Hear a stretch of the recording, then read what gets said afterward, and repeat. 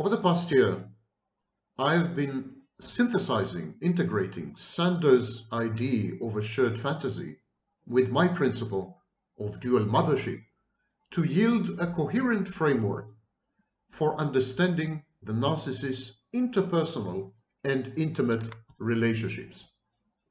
Now, it's a conceptual framework. It's extremely difficult to grasp at first exposure. I understand that. And so I'm making this video where I'm about to put together everything you've heard on my channel with regards to these issues. So this is the only video you should actually watch if you want to get the full picture, the integrated picture. I hope it will be of help concepts. One last thing. I know you tend to sign off after 8 minutes or 10 minutes because, 8 minutes is too much.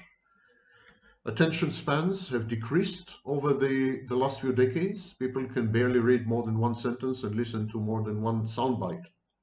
But in this particular video, which you're about to watch, if you don't listen to the very, very, very end, you're going to miss up on some very exciting things which could shed light on many of the mysteries and enigmas and conundrums in your past relationships and can prevent you from pitfalls and problems in your future relationships. This single time, make an exception. Listen to the end. Okay, as I said, my conceptual framework, it aims to explain the inexplicable, the bizarre, erratic, inhuman, robotic in a way, behaviors of the narcissist with his nearest and dearest, with his supposedly loved ones, with his intimate partners, with his significant or insignificant others. Why does he behave this way? How can you explain the somersaults and all these turning on a dime? How could you explain the narcissist fluctuating from one pole to another, from idealization to devaluation? How do you account for all this? Why does he hoover you, having gotten rid of you? So I constructed this conceptual framework which provides 100% answers to all these questions. For the first time, may I add. And the whole framework is constructed on the concept of shared fantasy, first proposed by Sanders in 1989. Shared fantasy is a space. It's a space where the narcissist can re-experience his childhood trauma safely. So it's a fantastic space. It's divorced from reality because reality hurts, reality is unpredictable, reality is dangerous, and above all, you cannot control reality. So the narcissist constructs this paracosm, this theme park, this Disneyland, and invites you in. This is the shared fantasy. But the shared fantasy is a very complex, unfolding psychodynamic process. And it has multiple stages. And it is this fact that there are so many phases and that these phases are mutually exclusive. They contradict each other. It is this fact that throws you off the scent, that discombobulates you, that confuses you. You're disoriented. You feel as if you are trapped in a nightmare or a dreamscape.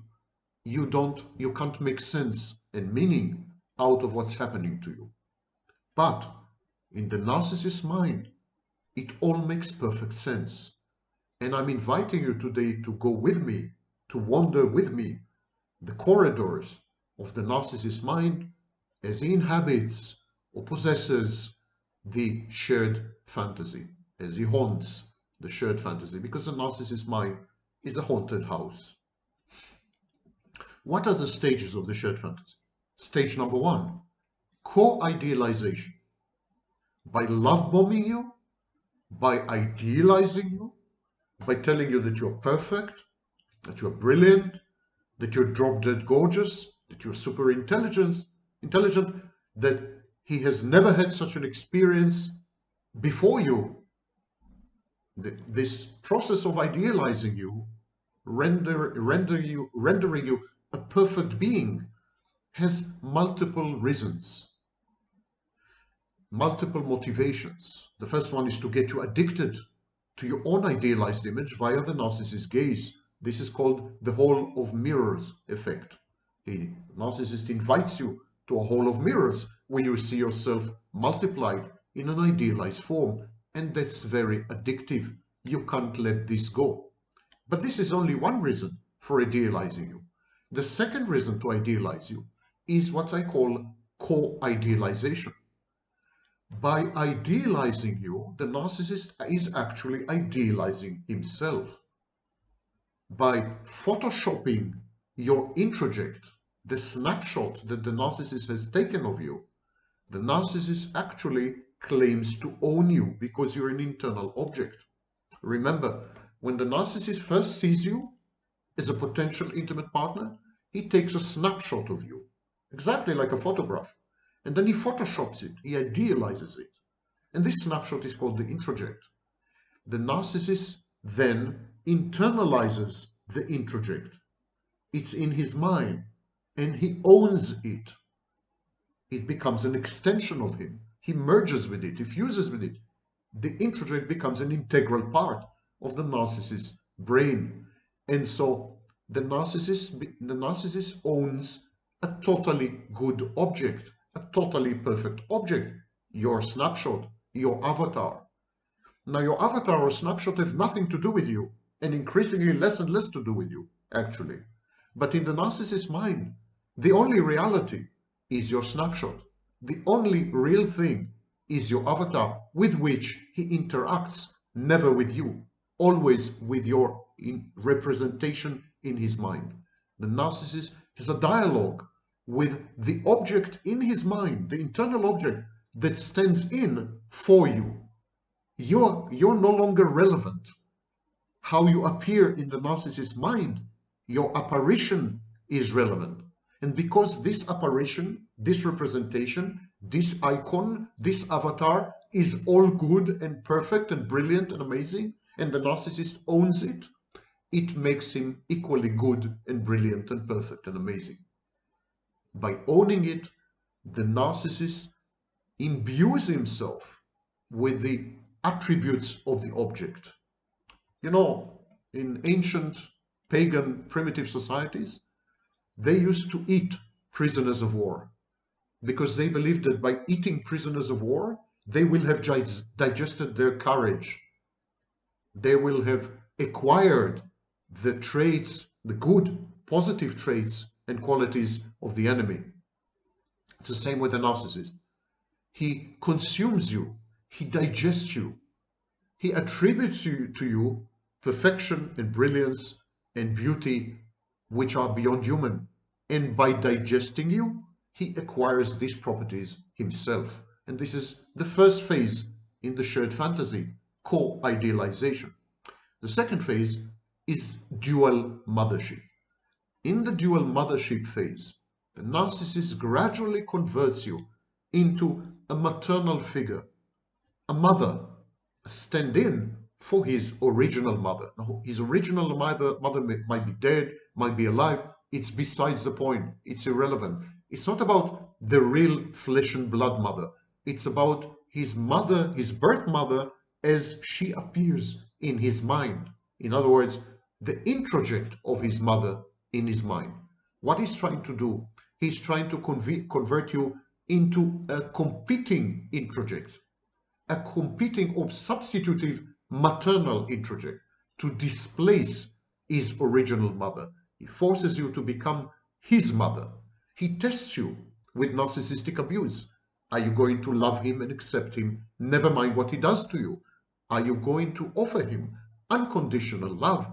Are you going to idealize him the way mothers idealize their children? It's a recreation of childhood with you in the mother role. At the same time, the narcissist offers you mothership. He becomes your mother. He becomes your parental figure. He offers you unconditional love. He idealizes you. He is there for you. He is all over you, actually. This is very addictive. It's very difficult to let go of this because it's a second chance at having a proper childhood with a good enough mother. It's the first time you can love yourself through the narcissist's maternal gaze. And before you ask anything, yes, it's only mothers. Fathers are not relevant at this stage of development. Fathers are very relevant much later in the processes of socialization and enculturation or acculturation. When children acquire societal mores and edicts, scripts, how to behave in society, sexual scripts, cultural tropes, this comes from the father. But the mother determines whether you become an individual at all. And so we're talking only about mothers. Even with women, it's only about mothers. So the narcissist offers you a second chance to love yourself through a maternal gaze.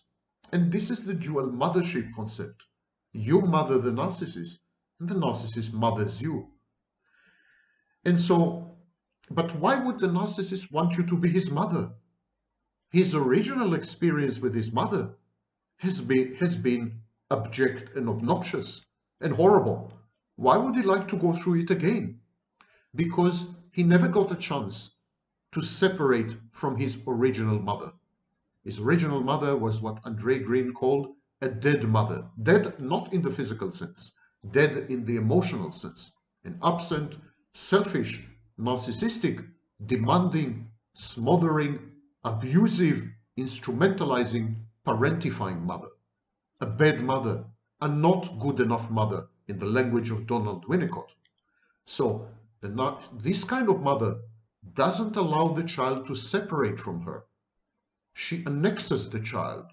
She treats the child as an integral part of her. She merges and fuses with the child and leverages the child as an extension. And so the child never gets the chance to separate. And because he cannot separate, the narcissist never gets a chance to individuate, to become an individual. He has no ego, actually. That's the irony. Narcissists have no ego. They are selfless. So he cannot develop. He cannot become an adult. He's stuck in a perpetual loop known as repetition compulsion or diathesis in Adlerian terms. He's stuck in a perpetual loop with his mother of origin, trying desperately to separate from her in his mind and failing consistently. And here you come along and you become his new mother. And with you, he has a chance. With you, he stands a chance to separate. Finally, he can complete the incomplete process of his childhood. He can settle the accounts. He can move into the world a bit grandiosely, take on reality, and perhaps grow up, realize his potential, self-actualize, become an adult. You're his last hope. And he needs to separate from you the way he didn't do with his mother of origin. He needs to reenact the separation. But how can he separate from you? He needs to discard you. The only way to separate from you is to get rid of you. So he does this in his mind. This is the third phase. Remember, this first phase is idealization, love bombing. The second phase is dual mothership. The third phase is mental discard. The narcissist begins the separation from you in his mind. He first discards you in his mind. But the minute he starts to discard you in his mind, this has two adverse effects. It creates two problems, two very difficult psychological processes. The first one, abandonment anxiety, separation insecurity. The narcissist is afraid to lose you. And the second one is narcissistic injury. Because if the narcissist is compelled to discard you, if he feels the need to get rid of you, it means that his judgment of you was wrong. It means you were not ideal. It means he misjudged you. It means that he is not omniscient, he is not all-knowing, he is not godlike. And that's a serious narcissistic injury. The very fact that he is compelled, forced to separate from you owing to his internal processes, to his incomplete business with his mother, the fact that he needs to get rid of you, to exit the shared fantasy, to leave you behind, this fact implies that he has made an error of judgment with you, that he was less than perfect, that he is fallible, and that he can commit and did commit a mistake. That's a major narcissistic injury. How to overcome this narcissistic injury? Narcissistic injury is very painful. It's intolerable. How to overcome the abandonment anxiety, which also threatens the narcissist's precarious internal balance? The answer: devaluation. The narcissist needs to devalue you, but he needs to devalue you as an external object. The minute he devalues you as an external object, he restores his sense of grandiosity. He wipes clean the narcissistic injury, and he has no more abandonment anxiety. What does it mean to devalue you as an external object? It means to look at you in a new way. It means to say, for example, she has changed. I wasn't wrong about her. I'm never wrong, but she has changed. Or she is manipulative, malevolent, and deceitful. She hid information from me. That's why I misjudged her. Or she is no good. I have evolved. I have grown up. I have developed. And she was left behind. We have diverged, etc., etc. These are all forms of devaluing the external object. Now, the minute the external object is devalued, is worthless, the minute the external object is no longer idealized, no longer good, this allows the narcissist to restore his grandiosity. There's no narcissistic injury. He wasn't wrong after all. You had deceived him, or you have changed, or he has changed. So he wasn't wrong after all. So there's no narcissistic injury, grandiosity restored, and there's no abandonment anxiety, because why have abandonment anxiety with a devalued object? I mean, it's a good thing to lose a devalued object. So this creates an ego-congruent sense of discard of an hitherto idealized object. In other words, now the narcissist feels comfortable, egosyntonic, comfortable with his decision, internal decision, mental decision to discard you. Now he is able to move on to the last phase or the last phases of the shared fantasy. So to recap, the narcissist first discards you in his mind, but this creates dissonance. It's a narcissistic injury. It implies that his judgment was less than perfect, and it creates abandonment anxiety. To resolve this, he devalues you. The minute he devalues you, he has no abandonment anxiety, because why would anyone mourn or grieve over a devalued object?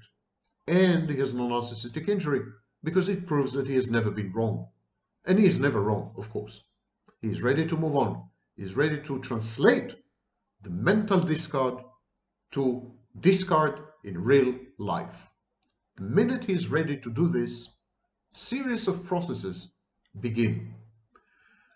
When the narcissist devalues the external object as a way to overcome the narcissistic injury, restore grandiosity, and ameliorate abandonment anxiety, the minute he does this, on the way to separating from you, which is the overriding goal, you remember, but the minute he does this, there is an abyss, there is a gap which opens between you as a devalued object and the snapshot of you which is still idealized.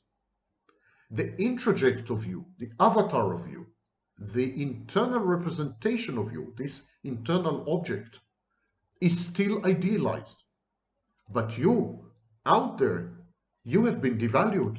So there is a discrepancy. There is a divergence between the snapshot and you as an external object. And this creates anxiety, because the narcissist feels that something's wrong, something has gone awry. How can it be that you are so devalued and your snapshot is so idealized? He needs to resolve this. And the way he resolves this is the way every 2-year-old resolves similar conflicts with his mother. He splits you. Splitting defense is a primitive, infantile way of coping with the nuances of life. Life is gray, it's never black and white. There's good and bad in every person. It's impossible to categorize people totally or place them in drawers in a clean manner. Taxonomy and classification often fail. So the child copes with this need for subtlety and need for nuance by splitting. Mother is all good, I'm all bad, or mother is all bad, I'm all good, or whatever. So this is called dichotomous thinking. The child breaks the world into 2 or more parts, usually 2. One of them is all good, the other is all bad. And now that the narcissist needs to discard you, he needs to make peace to reconcile your devalued external object, his devalued external object, you, and his idealized internal object, your inner representation. So there's a discrepancy. You have been devalued. The internal object is idealized, and he splits.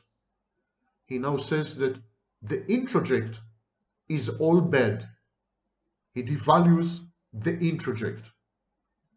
The minute he devalues the introject, the minute he kind of mutilates the snapshot, the minute he attributes to the snapshot everything that's bad, everything that's evil, everything that's imperfect, the minute he does this, he himself becomes grandiosely all good. I want you to understand this. The narcissist devalues you as an external object, but your internal representation in his mind is still all good, still idealized. So what the narcissist does, he changes the equation. He renders the snapshot, the introject, your representation in his mind, he renders it all bad, thereby making himself all good. You remember that splitting, the defense mechanism, the primitive infantile defense known as splitting, has to do with all good, all bad, all black, all white, all right, all wrong, with me or against me. This is splitting. So the narcissist converts you into a blackened enemy without any redeeming feature, externally as well as internally. But the minute he had reduced your snapshot into a devalued state, all bad, the narcissist becomes grandiosely all good. And now he is ready to discard you. He is virtuous. He is all good. He is perfect. He is again godlike. He is grandiose. And you are the opposite of all this. You're all bad. You're all defective and deformed. You're all dysfunctional. You're all stupid and ugly and I don't know what. So he's ready to discard you. And there's an actual discard. But when the narcissist actually discards you, when it happens in reality, this painful process of suddenly becoming nobody to the narcissist, an insignificant other, when the discard in real life happens, again the narcissist is confronted with a dilemma, with a conundrum, because you are gone, you exit his life. What to do with a snapshot? You're gone. You're no longer in his life physically. You don't share the same space. You don't cohabit. You have nothing in common. Let's assume you have no children. He never sees you again. But your snapshot, your introject, remains in his mind. And this is especially true if he's forced to continue to have contact with you in the future. Because, for example, you have a common business or common children. Every time he sees you, or every time he thinks of you, if he doesn't see you, there's a clash, because he's reminded that there is a corrupted, decadent, bad, imperfect, sick introject in his mind, your introject. You remember, he has devalued your introject in order to be able to discard you. He first devalued you in reality, and then he devalued the introject, and then he was ready to discard you. But having discarded you, he was left with the introject. And there is a process of co-devaluation. You remember co-idealization? If I have a good, perfect introject in my mind, then I'm good and perfect. But what if I have a bad, worthless, imperfect, evil introject in my mind? Then I'm the same. Evil, imperfect, etc. This is co-devaluation. It's utterly intolerable. So what the narcissist tries to do when he discards you, he tries to hand over the introject to you, because now the introject is defaced, is mutilated, is a reminder, constant reminder of bad things, imperfect things, evil things, dangerous things. Narcissist doesn't want this inside his mind. He wants to get rid of it. He wants to hand it over to you. And he wants to convince you, he tries to coerce you and convince you to agree with his devaluation of you. He wants you to say to him, yes, I'm all bad. Yes, I'm imperfect. Yes, I provoked you. Yes, I made mistakes all the time. Yes, I ruined everything.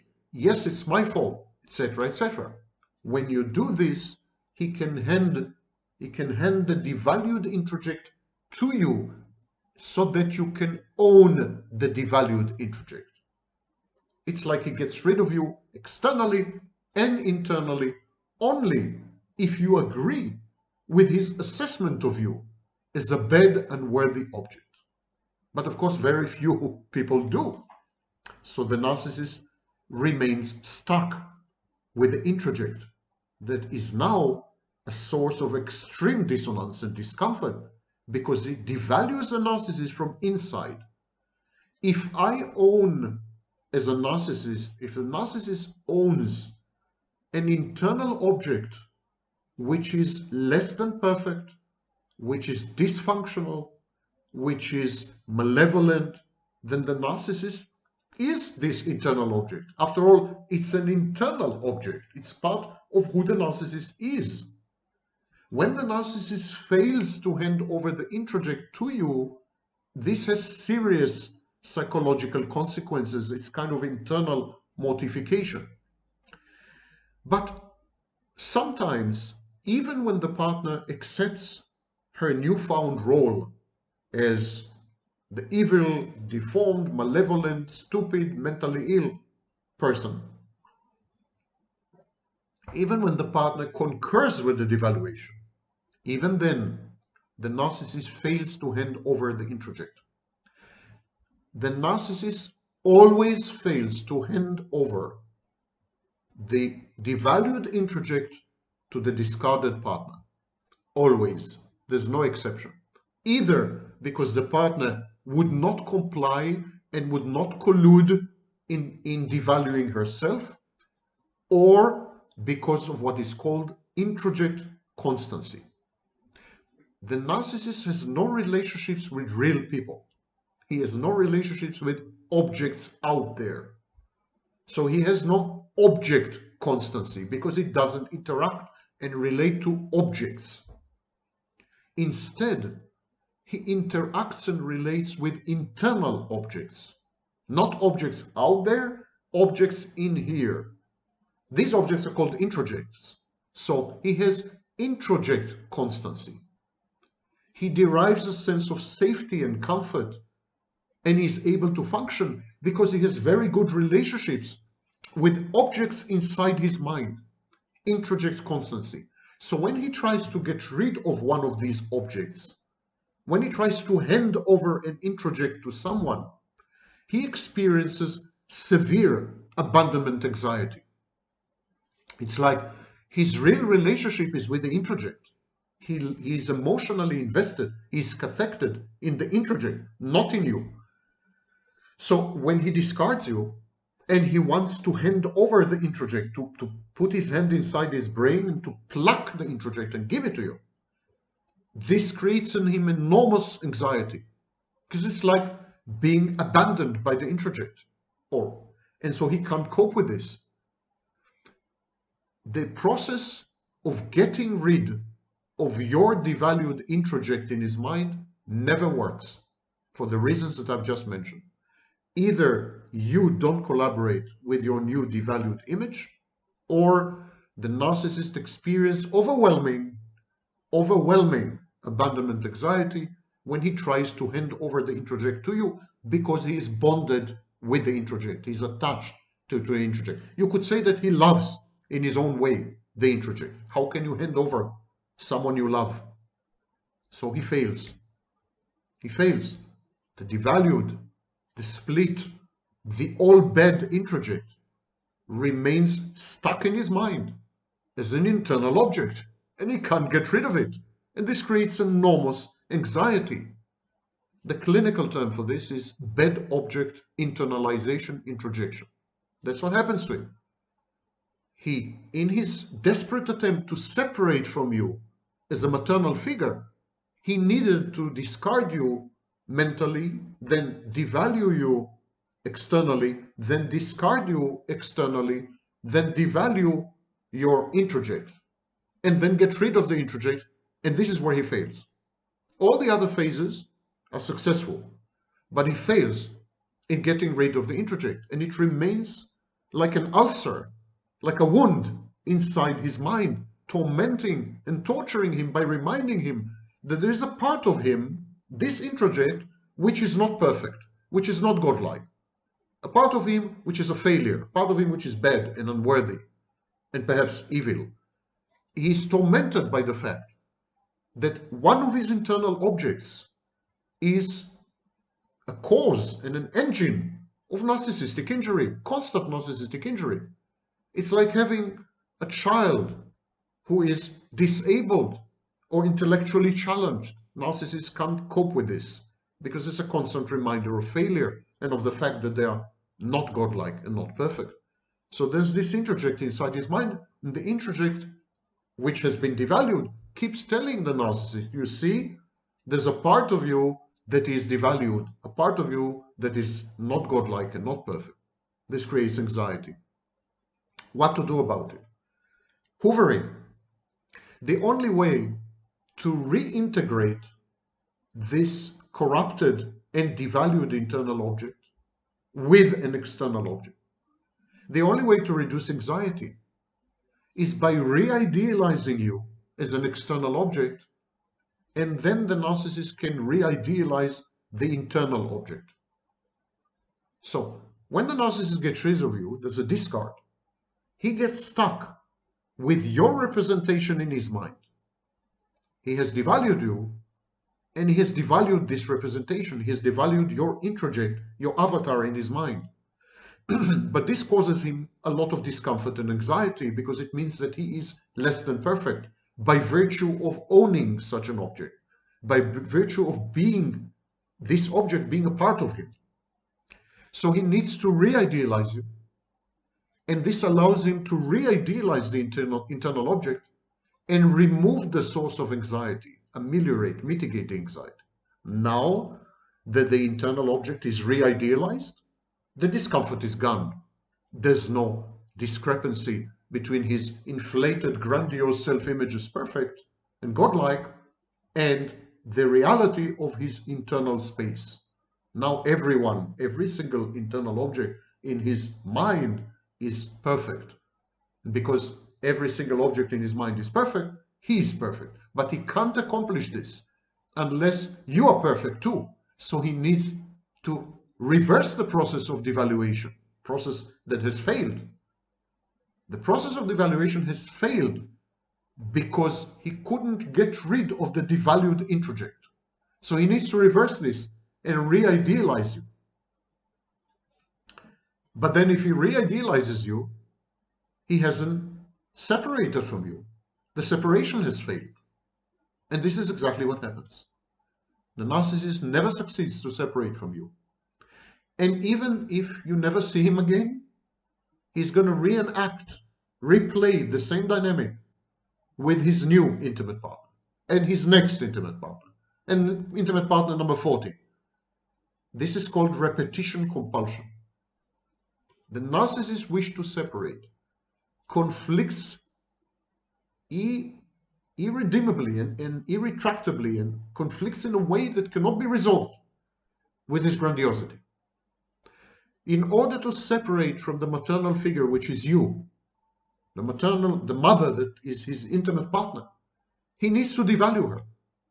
But if he devalues her, he devalues himself via the introject, via the devalued introject. Co-idealization, co-devaluation. And so this conflicts with his grandiosity. He cannot separate from you because this constitutes narcissistic injury. Separating from you leaves him stuck with a part of him, a representation of you, which is corrupt, which is dysfunctional, which is less than perfect. So he has to choose. He can devalue you and discard you by devaluing your introject in his mind, but that would leave him less than godlike, less than perfect, because then he would have an introject which is less than godlike and less than perfect in his mind as part of him. So he has to give up on his grandiosity if he wants to separate. And if he insists on maintaining his grandiosity, he needs everything and everyone around him to be ideal, including you. Devaluation is a departure from narcissism. It's the narcissist's attempt to become normal, to grow up, to become an adult. The narcissist much prefers to idealize you, because by idealizing you, he's idealizing himself. He is forced to devalue you. He doesn't want to do it, but he's forced to devalue you because he desperately is attempting to become, to separate, to individuate, to self-actualize. And the only way for him to do that is to get rid of his grandiosity, to get rid of his narcissism, to separate from the source of all this pathology, his mother, and now you as a stand-in for his mother, as a substitute for his mother. Ironically, devaluation is perhaps a healthy act, an act of mental health of the narcissist, because he's devaluing a figure which has damaged him. He's devaluing his mother, who was really a monster in many ways. So it's a healthy thing to do. But then he clashes with his grandiosity, he clashes with his pathology. And his pathology is much stronger than any feeble attempts at mental health. And he takes over, and he's forced to re-idealize everyone and everything around him and inside him, you included. He tries to hoover you. And if he doesn't hoover you, he goes on to the next intimate partner, and he does exactly the same. The only exception to all this is mortification, narcissistic mortification. All this is impossible if the narcissist has been mortified. The minute the narcissist is mortified, he departs from his previous version, because his false self is destroyed in the process of mortification. Disabled and deactivated at the very least, usually destroyed. His defenses crumble. He goes through extreme, life-threatening decompensation. So it's like he had died. He had died, and now he reinvents himself. He is reincarnated. He is reborn. And this allows him to self-idealize. So initially, after mortification, the narcissist feels dead, and by the way, has suicidal ideation and so on. So he goes through a period of reconstruction, but he reconstructs himself as someone else. In effect, he creates a new false self. And so all the previous memories are erased, and there's no need to idealize or re-idealize you, because you're gone. You're gone with his entire history, entire identity, entire memory. He's a new person. And so after mortification, there's never hovering. Mortification leads to self-supply and self-idealization.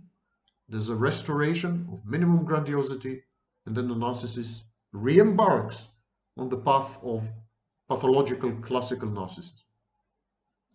Okay, I hope I made it much more clear. I'm going to recap everything very, very fast. Shared fantasy is the space within which narcissists interact with intimate partners. It starts with co-idealization. The narcissist idealizes you, and by doing so, is idealizing himself. It also allows him to get you addicted to him because you see your idealized image through his gaze, and that is very addictive. The next stage is dual mothership. The narcissist becomes your mother, gives you unconditional love and acceptance, and idealizes you, and you become his mother. But you become his mother in order to allow him to separate from you. He has unfinished business with his mother of origin, and he wants you to play a role so that he can finish the business with you this time. He needs to separate from you. But the very need to separate from you causes narcissistic injury, because it means that he misjudged you. It means that he is not all-knowing as a god should be. So what he does, he devalues you, the external object. By devaluing you, he restores his grandiosity. He erases the narcissistic injury, and he reduces his abandonment anxiety. At that point, he splits. He has devalued you, but there is an introject of you, a representation of you in his mind, which is still idealized. So what he does, he splits you. He makes the introject, your inner representation in his mind, he makes it all bad. And so he becomes all good, and now he is ready to discard you in real life. He has you as a devalued object, he has your introject as a devalued object, he's ready to get rid of you. But he wants to get rid of your introject also. He's trying to hand it over to you. He wants you to own this devalued, corrupted internal representation of you, your introject. And he wants you to acknowledge that you're bad, that you're imperfect, that you destroyed everything, that you are to blame, that you should be guilty and ashamed, etc. If you don't collude in this game, he has a problem, because he's stuck with your introject that has now been devalued. This creates a process known as co-devaluation, which is the opposite of co-idealization. When the internal object is all good and idealized, the narcissist is all good and idealized. When your internal object in his mind is corrupted and all bad and unworthy, the narcissist is corrupted and all bad and unworthy. It's co-devaluation. But he cannot get rid of this introject in any other way. If you refuse to own it and collaborate, he cannot get rid of it in any other way, because he has introject constancy. He is emotionally invested in introjects, not in people. So he's invested in your introject. He's invested in your avatar emotionally. And when he tries to get rid of it unilaterally without your collaboration, he feels anxiety, because this generates introject inconstancy. So he is stuck with a devalued, split, all bad introject as an internal object, and this creates enormous anxiety. To resolve this anxiety, the narcissist approaches you, hovering, and tries to re-idealize you. Having re-idealized you, he can then re-idealize the internal object and remove the source of anxiety. The only exception to all this is mortification. Thank you for listening, and I hope I've been clear this time. I tried to put all my balls in one basket, take your mind off the gutter, and I hope I've succeeded.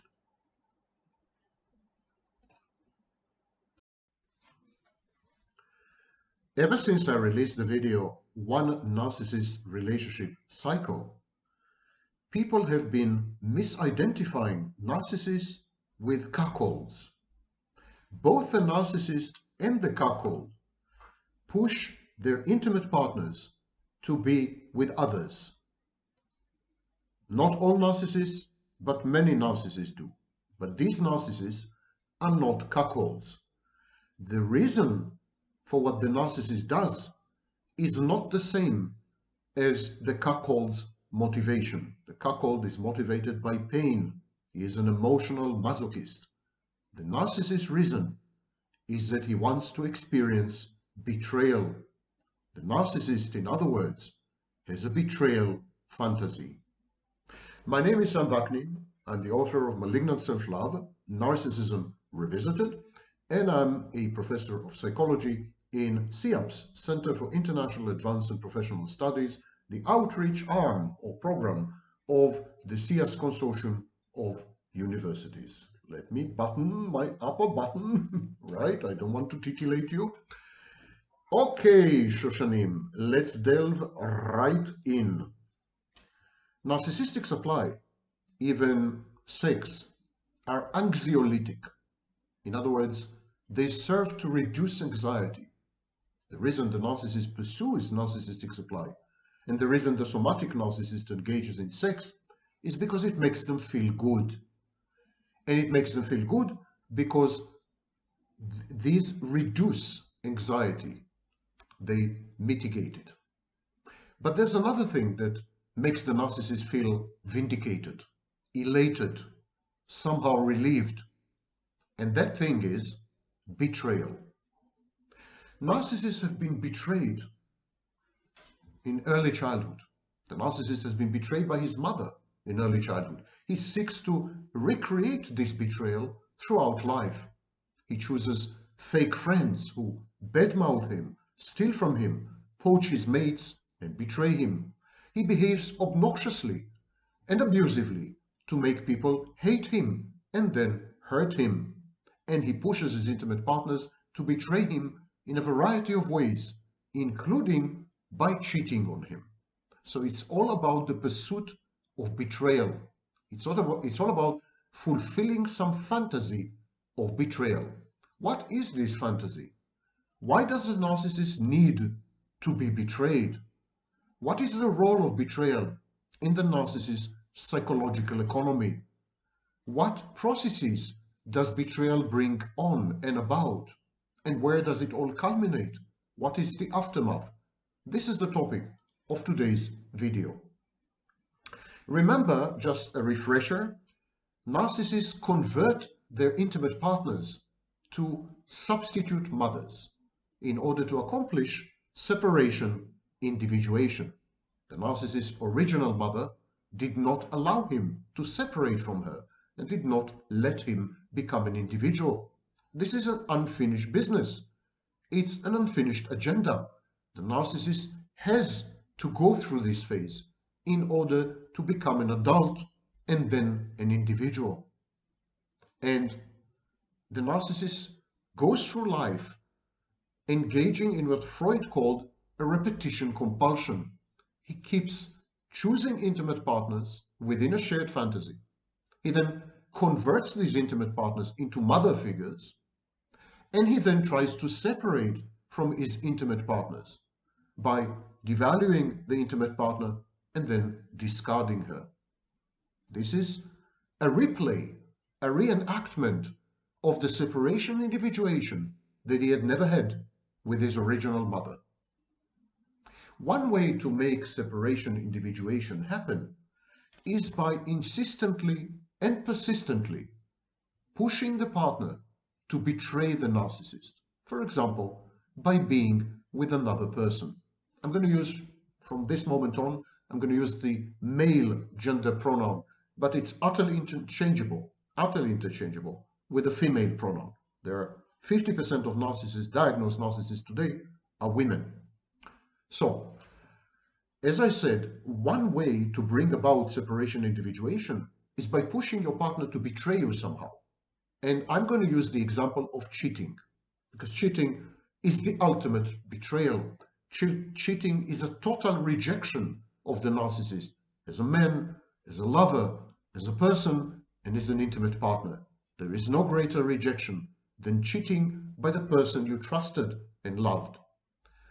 So, when the narcissist pushes his partner to betray him, this way, the separation from the partner is coupled with debilitating pain. Why would the narcissist choose an option that involves agony, excruciating, writhing pain? Why would he do this? Why doesn't he simply, I don't know, devalue the partner and then discard her, Or why doesn't he simply break up and move on? Why does he have to go through this drama of betrayal and, in the example that I'm using, being cheated on, sometimes ostentatiously, egregiously, and life-threateningly painfully? Why would he choose this? Because he wants the separation. He wants the separation to be coupled with pain. Because if the separation is painful, it's irreversible and it's final. The narcissist always mourns and grieves the mother fantasy, not the actual departed intimate partner. The narcissist couldn't care less about his intimate partner. She's interchangeable. She's fungible. She's an extension of himself. She's a mere internal object, a snapshot. It's not about the intimate partner. It's about the loss of the fantasy. The narcissist separates not with his real life spouse or not from his real life girlfriend. The narcissist separates from the fantastic, imaginary, maternal figure that she had become in his mind through the process of snapshotting or introjection. So, in order to efficaciously separate from the partner, the narcissist needs to make it so harrowingly painful that he would never, ever go back. The process is rendered irreversible by the agony involved in it. The narcissist, therefore, is not a masochistic cuckold. The narcissist does not get sexually aroused by the cheating as a cuckold would do. On the contrary, the narcissist's subsequent suffering causes him extreme depression and a marked decrease or disappearance of the libido, of the sex drive. Narcissists become asexual in the wake of such betrayal and cheating. This is the exact opposite of cuckoldry.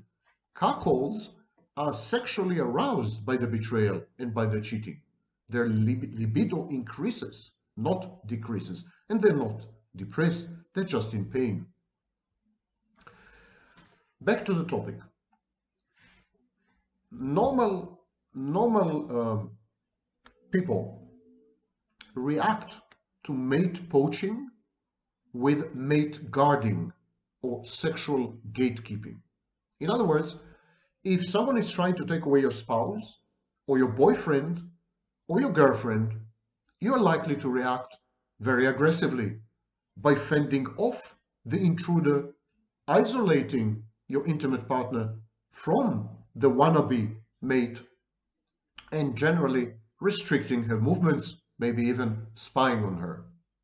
These are typical behaviors, but not with the narcissist.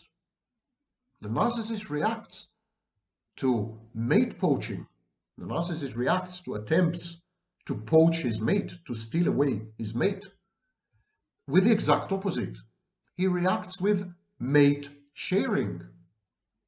He actually engages in projective identification. He pushes his intimate partner towards the poacher. When another man shows interest in the narcissist's spouse or the narcissist's girlfriend, the narcissist is not likely to react by guarding his intimate partner, isolating her, sequestering her, or demanding that she cuts all contact with the poacher. On the contrary, he is likely to offer his spouse or girlfriend to the newcomer, to the male who is interested in her. And he is likely to do this in a very aggressive way. He is likely to actually orchestrate the whole event, the cheating. He is likely to push his intimate partner by abusing her or by extolling the virtues of the new man, idealizing him to her so that he renders the new man irresistible. This is mate sharing with the men she would cheat with. Often the narcissist actually chooses this man himself. He chooses the cheating partner of his spouse or girlfriend. It's all part of a play, a theater play, a production kind of movie. And it's all about the narcissist's betrayal fantasy. He needs to be betrayed because, having been betrayed, he experiences such pain that facilitates the separation. And not only facilitates the separation, but makes it irreversible. Having idealized his partner, the narcissist's self-idealization, grandiosity, depends on his ownership of her. This is known as co-idealization. When the narcissist idealizes his partner, he's also idealizing himself by owning the partner. It's like he's saying, I own this perfect object. That means that I'm perfect. So relinquishing his partner to another man, handing his partner, his mate, his spouse, his girlfriend, handing her to another man, undermines the narcissist's sense of self-worth, actually results in self-devaluation so extreme that the narcissist's internal bad object takes over, and the dual messages of the bad object are amplified. You're not lovable. You don't deserve happiness because you're not good enough. I'm going to repeat this because everything I'm describing here is totally counterintuitive and outside the experience of the vast majority of humanity. The narcissist converts his intimate partner to a mother figure. Then he needs to separate from her. The best way to separate from her, irreversibly, is to force her to betray him. And the most exquisite form of betrayal is cheating. So the narcissist pushes his partner to cheat on him. He introduces her to eligible men. He praises them and idealizes them and idolizes them so that they become irresistible. He makes sure that she meets them continuously. Finally, if all else fails, he actually demands that she sleeps with the other guy or have a romance with the other guy. He needs her to betray him. He needs her to betray him. And the narcissist partner feels this. She keeps saying, it's as if you would be angry at me if I don't do it. And indeed, the narcissist would be, because his overriding need is to separate from her. And he can't separate from her unless she does something really, really bad, unless she misbehaves egregiously, unless her misconduct cannot be overlooked. He needs her to be evil. He needs her to really, really misbehave so that he can just say goodbye in good conscience and attain the high moral ground and feel like a victim. And these are the conditions for separation. And even though handing over his partner to another man is possibly the most excruciatingly painful experience imaginable, it is far better, it is far more tolerable, it is far more bearable than not being able to separate from your intimate partner. The narcissist needs to separate from the intimate partner because if he doesn't, there is going to be a replay, a reenactment with the terrifying dynamics with the original mother, which involve life-threatening shame and other negative effects.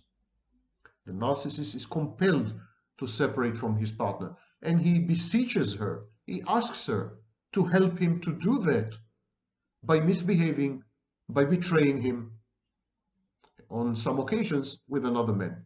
I'm using the example of cheating, but it could be any form of betrayal. Remember that once the betrayal is accomplished, the bad object inside the narcissist takes over. The bad object are the voices of the dead mother and other sadistic, harsh, disparaging, inner critic voices. So these voices tell the narcissist, these introjects, generate automatic negative thoughts. And the two dominant ones are, you see, she cheated on you. She betrayed you. She chose another man over you. You're not good enough. You are not lovable. And you don't deserve happiness. And you will never have happiness because no one will ever love you. Even this intimate partner, as you see, the minute she met another man, she just walked away. The bad object inside the narcissist now essentially takes over. As the narcissist is in a process of extreme life-threatening self-devaluation. At the same time, the narcissist is also very envious of the other man with whom the spouse or the girlfriend had cheated. The other man now possesses the good idealized object. The other man now is the owner of the narcissist's intimate partner. Her introject, the internal object that represents the partner inside the narcissist's mind, is still idealized. So now the other man is in charge of the idealized snapshot of the idealized internal object in the narcissist's mind.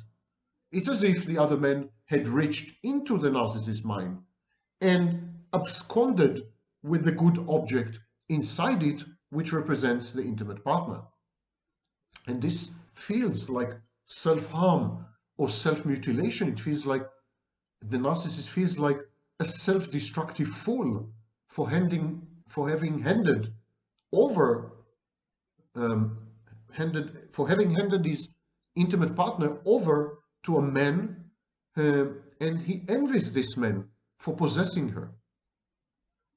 And he says to himself, I used to possess this intimate partner. I used to be in charge, and I used to be the owner of the idealized object. This other man used to envy me. This other man wanted to possess her. This other man desired her. And now this other man had replaced me in her heart and mind. And this is a horrible feeling. The narcissist has usually a referential ideation, which in this case are probably true. And he believes that the other man is bad-mouthing him as a predator or a monster. He believes that the other man has taken over the heart and mind of his intimate partner by casting him as an abuser. In other words, the narcissist realizes that he is trapped in the Karpman drama triangle. He is the abuser, his intimate partner is the victim, and the third man, the third party, the man who she is cheating with, is actually a rescuer or a savior. He has attained the role of a predator and a monster. And this was all he's doing. He made it all happen. He orchestrated the whole thing. He pushed the parties towards each other. Never mind how many times they protested against it. He insisted, even became indignant if they wouldn't obey him. The narcissist feels that his repetition compulsion renders him defenseless, disrespected by everyone involved, weak, even pathetic. And he consoles himself by clinging to the fact that he had made all this happen. He was in charge, and everyone involved was merely a puppet. He was the puppet master, and they were just puppets enacting the drama of his betrayal. That is not far from the truth. It usually is true. And yet, it's not enough to reduce or to ameliorate the narcissist's seething envy of the other men with whom his intimate partner is cheating. It's not enough to reduce the sense of utter helplessness in the face of such powerful inner compulsions. It's not enough to allay the overwhelming sense of loss and the huge sadness that sweeps over the narcissist in waves in the aftermath. The narcissist hates to do this. He doesn't want to do this. These are the worst moments in his life in the wake of betrayal by an intimate partner. He would rather avoid all this, but he has no option. He has no choice. This is a compulsion, a repetition compulsion. And like every other compulsion, there's no way out. There's no way to counter it.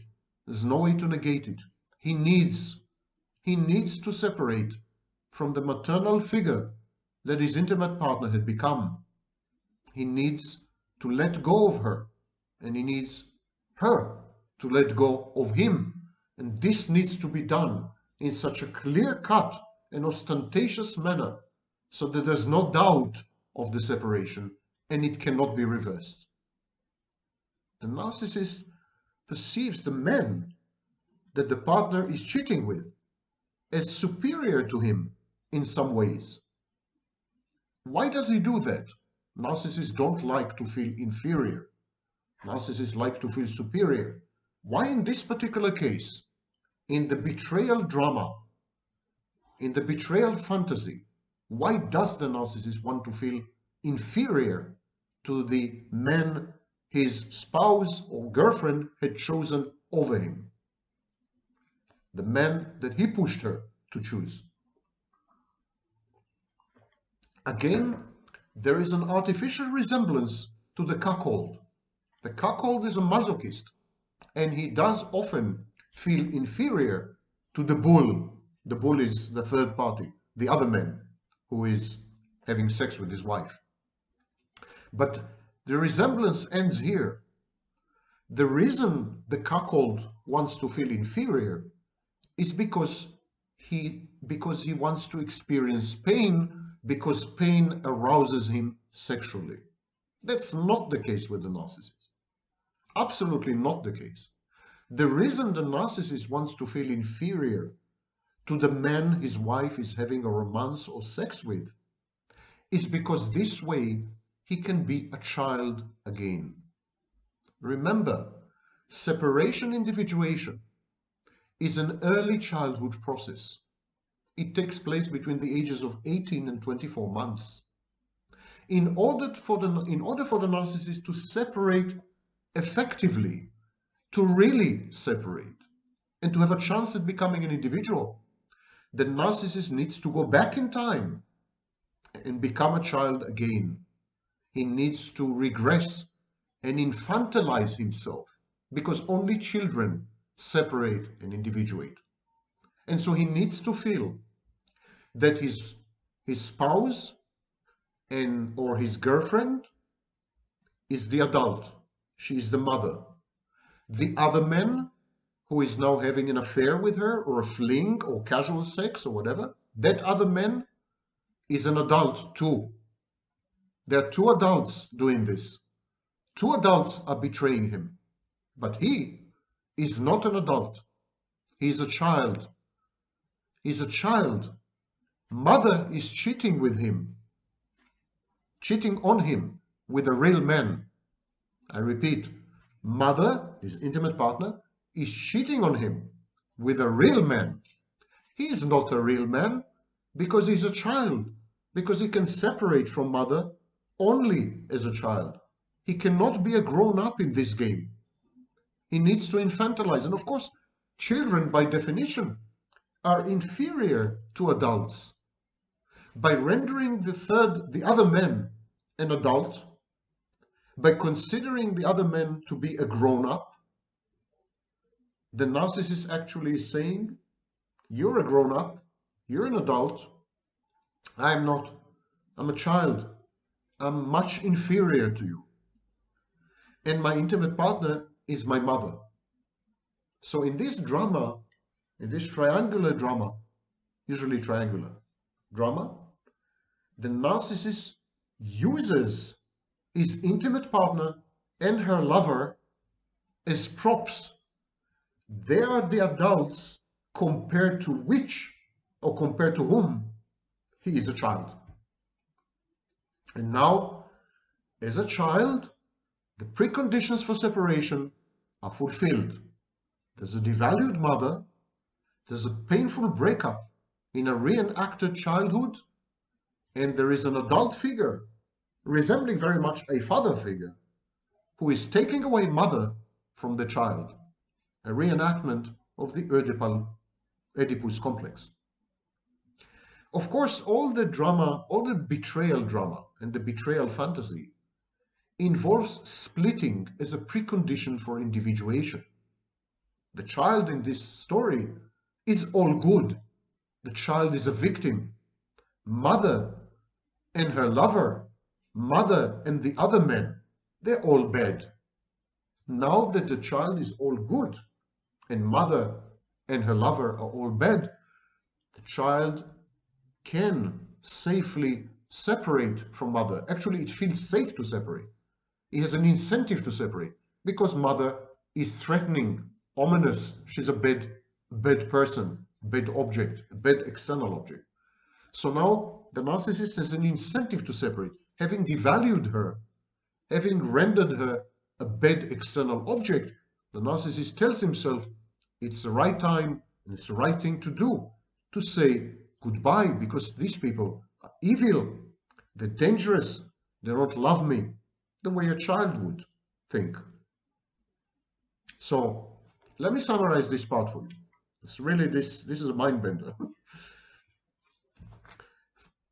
The narcissist wants to separate from his mother, from the maternal figure, from the intimate partner. To separate from a maternal figure, he needs to be a child again. To be a child again, he needs to regard the mother figure, the intimate partner, as an adult. And he needs to regard the other men with whom she's cheating or having an affair as another adult. There are two adults there, and they're betraying him together. Together they're betraying him. And now that they've betrayed him, he is in huge pain. He is in pain because these two adults are evil. They're victimizing him. They hate him. They don't love him. The bad object inside the narcissist keeps telling him, you're not lovable. You don't deserve happiness. You're not good enough. You see, she has chosen someone else over you. So at that point, the narcissist is ready to separate. He says to himself, anyhow, I'm not lovable. No one can love me. She hates me. Her lover hates me. Her lover is superior to me because I'm a child and he's an adult. Of course, she would go for a real man, not for a child. So she would never come back to me. I am ready to separate because I'm all good in this story. Even though I orchestrated everything, even though I made it happen, even though I pushed them towards each other, they didn't have to do what they're doing. They could have abstained. They could have refrained from doing this. That they are doing this proves how much they hate me. That they ended up complying with my wishes and demands just goes to show how disrespected I am and how hateful I am. And so now he's ready to separate, and in the process he involves the ancient primitive defense mechanism of splitting. I'm all good, I'm a victim, I'm a child, a molested child, and this evil woman, who is my mother or maternal figure, she has a lover who is as evil as she is. They both betrayed me. And now he's willing to say goodbye. Narcissist engineers the whole situation of betrayal. He's fully in control of it. He selects mates for his wife. He selects mates as his wife or as his girlfriend. He selects mates that are more likely to collaborate in realizing the betrayal fantasy. He selects mates who would betray him. He selects mates who would cheat on him, promiscuous mates, unboundaried mates, mentally ill mates. He selects spouses and girlfriends who are likely to go along with the betrayal drama. Such women are anyhow prone to fantasy. And they collude with the narcissist to the point of complying with his wishes, even when his demands of them are ego-dystonic, even when what he is asking of them to do is perceived by them as wrong. They are unhappy with it. They don't want to do it. He kind of broadcasts to them, you should cheat on me. And they say, I don't want to cheat on you. I don't want to cause you pain. I never did this before. I don't want to do this. Or I did this before and I don't want to do it again. But he keeps pushing relentlessly. He keeps brainwashing them. He keeps entraining them. he keeps grinding them to the point that they say, okay, in order to remain in the fantasy, we're going to do this. In their minds, if they do this, if they cheat on him, for example, it would make them closer to him. If they cheat on him, it's an act of intimacy. If they cheat on him, he's going to reclaim them and he's going to love them even more because they have complied with his wishes. But of course, they don't realize the narcissist wants them to cheat in order to get rid of them. The narcissist wants his intimate partner to cheat on him or to betray him in some other way so that he can separate from her finally and irreversibly. Narcissist abuses his intimate partner, prompts her to betray him. He sets the stage even to the point of choosing the other man, introducing him to her and making sure they spend a lot of time together. And then acting as a kind of Cupid, promoting that other man, idealizing him and idolizing him, and telling his intimate partner, he's your perfect match. Don't ever let him go. Don't let go of this opportunity. It is important to note that the fantasy of the narcissist is that of having fallen victim to an evil partner, which is reminiscent of his real dead mother. Dead, I mean psychologically, not physically. The dead mother is narcissistic, selfish, absent, instrumentalizing, parentifying, bad mother. So he's the fantasy, the betrayal fantasy, is that I'm going to be a victim of a partner, an intimate partner, who is essentially a mother substitute, but she would be as evil, as betraying, and as hurtful. She would cause me as much pain as my original mother. The fantasy is mostly counterfactual. It's delusional. It's persecutory. In reality, it is the narcissist who literally coerces, forces his partner to cheat on him in a variety of ways. I don't know of any, there are very few partners who could resist this unless they walk away. So it is the narcissist who sets everything in motion. He is the Deus and he is the machina. He is the puppet master. Everyone is manipulated into acting the roles and the parts in his theater play of betrayal. And yet in his mind, he is a victim. In his mind, he is being persecuted. In his mind, he did nothing to deserve this. In his mind, it was all a test that they had failed, a loyalty test that his intimate partner had failed, and his friend, for example, had failed. In his mind, it's kind of make-believe, not real, a simulation. And when things actually do happen and he is betrayed or cheated on, he is reduced to smithereens. He falls apart. He literally falls apart. He disintegrates. The fantasy that he has of himself as a victim of an evil partner and her even more evil lover, this fantasy is not true, of course. So he has to defend it fiercely against reality, against the facts. He needs to believe that he had been betrayed. He needs to believe that he is a victim, because an efficacious separation individuation depends on this belief, depends on this fantasy that the maternal figure, the intimate partner, is bad and that the other party is equally bad. He needs to sustain this fantasy in order to say goodbye and never look back. His original mother had left in his mind a legacy, a trace, a sadistic, tormenting introject, a voice that is enemy, is hostile voice, a voice that wants to destroy him, a voice that pushes him to incredible acts of self-harm and self-mutilation, to self-punitive actions that defy belief. And now what he does, he superimposes the bad object. He superimposes the sadistic original mother introject on the introject of his intimate partner. So once the intimate partner had cheated on him or betrayed him in some way, the road is open and he can merge the introjects. He can merge the original mother introject, which is hateful, keeps telling him that he's not lovable. He merges it with the intimate partner introject. As an aside, this attempt is doomed to failure because it has some inherent contradictions. I advise you to watch the video I've made about hoovering. Why does the narcissist hoover? But back to our topic. The narcissist distorts reality. He reframes reality.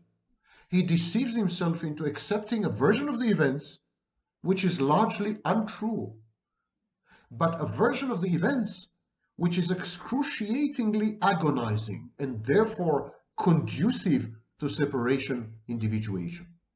He adopts a fable of rejection, humiliation, and victimization. But it's not true. It's a confabulation. This confabulation is intended to buttress and magnify the twin messages of the bad object. You're no good and therefore deserve no happiness, and you're not lovable. So, in the aftermath of the betrayal and the cheating, the narcissist feels so down, so depressed because his bad object is tormenting him. The bad object is infused with new power because remember, the bad object is the original mother introject. It hates the narcissist, it's sadistic. And now that it had merged, now that it had been merged with the introject of the cheating or betraying intimate partner, it is much more powerful. It is much stronger. It overpowers and overwhelms the narcissist. Indeed, he becomes dysregulated, very similar to borderline. At that point, the only solution or resolution is to start all over again with a new partner in order to internalize a good, idealized object which will be able to somehow balance the bad object, the rampant bad object. To summarize, the narcissist converts his intimate partner to a maternal figure. He needs to separate from her because he has unfinished business with his original mother. Or his original mother did not allow him to separate, individuate. He needs to do it with his intimate partner. He pushes his intimate partner to betray him. For example, to cheat on him with another man. He coerces her to do it, even if she doesn't want to. And he does this because betrayal and cheating cement the power of the separation. Having been betrayed, having been cheated on, the separation becomes strong, irreversible, and final. The narcissist believes that now he can move on and individuate. Regrettably, this doesn't happen for reasons that I mentioned in the video on hoovering. But one more important reason is that he has now, in the aftermath, in the wake of the betrayal, in the wake of the cheating, he has to merge the original mother introject, the hateful, sadistic introject, the voice in his mind, her voice in his mind, with the introject of the betraying and cheating intimate partner. This creates a much stronger bad object inside his mind. And then he's driven to the point of suicidality. He becomes suicidal. He becomes borderline, dysregulated. He can't sleep at night, can't eat. He doesn't take care of his health. He neglects himself. He's super depressed and he contemplates suicide repeatedly. To emerge from this state, the only solution is to cathect another fantasy, to emotionally invest in another fantasy. Remember, the narcissist is never emotionally invested in any real life person. The narcissist is incapable of perceiving external objects as external. He creates immediately an internal object that represents the external object, and he continues his interactions exclusively with the internal object, with the snapshot. So he needs now to find someone, another person, another spouse, another life partner, another intimate partner, another girlfriend. He needs to find someone which he can then convert into an internal object, imbue her with maternal properties.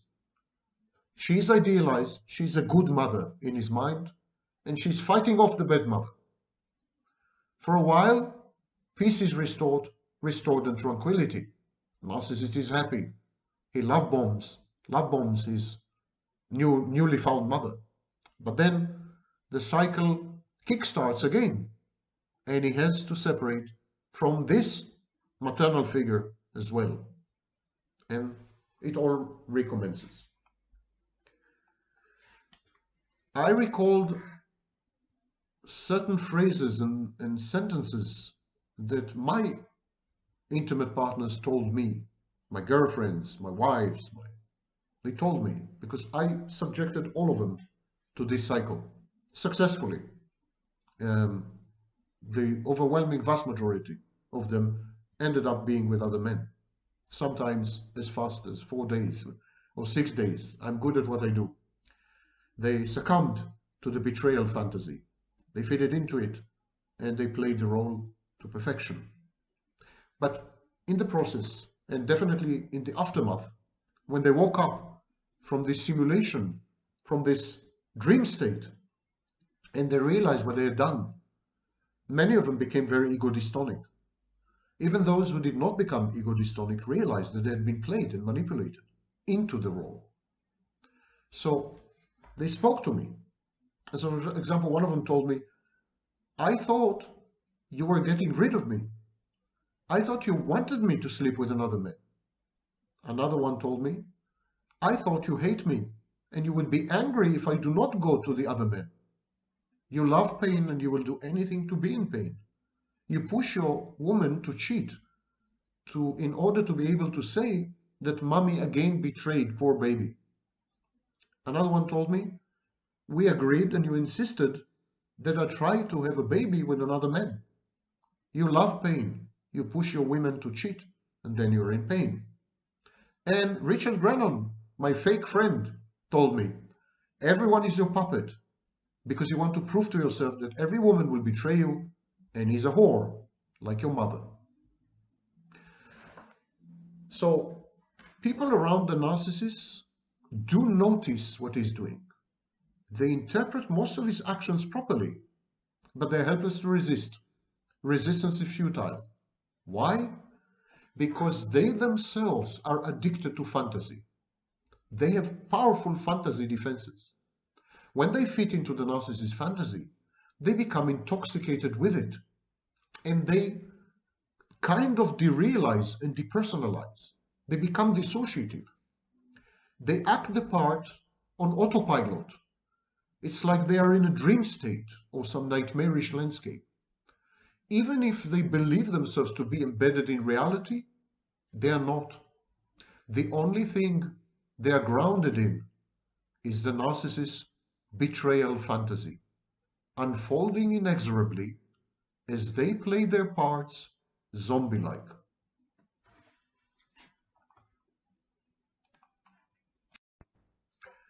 This is a postscript with wine, of course. So, I forgot to mention in the original video that the narcissist self-harming, the narcissist self-destructiveness, self-mutilation, they're all forms of emotional disinvestment or decathexis in clinical terms. The narcissist, in order to separate, needs first to separate emotionally. But hold it, you say, narcissists have no emotions. Yes, it's not emotions in layman's terms. The narcissists are emotionally invested. They are cathected in the fantasy. In order to separate, they need to decathect the fantasy. They need to withdraw the emotional investment in the fantasy. This is a process of emotional disinvestment. By harming himself, by causing himself pain, by buttressing and reaffirming the signals and voices of the bad object, the narcissist is able to detach emotionally from the fantasy and to embark on separation. I recommend that you watch a video titled Narcissist Emotional Involvement Preventive Measures, EIPMs, on this channel. That's it. That's all I have to say. Now to much, much more important things. It's red wine, not what you're thinking.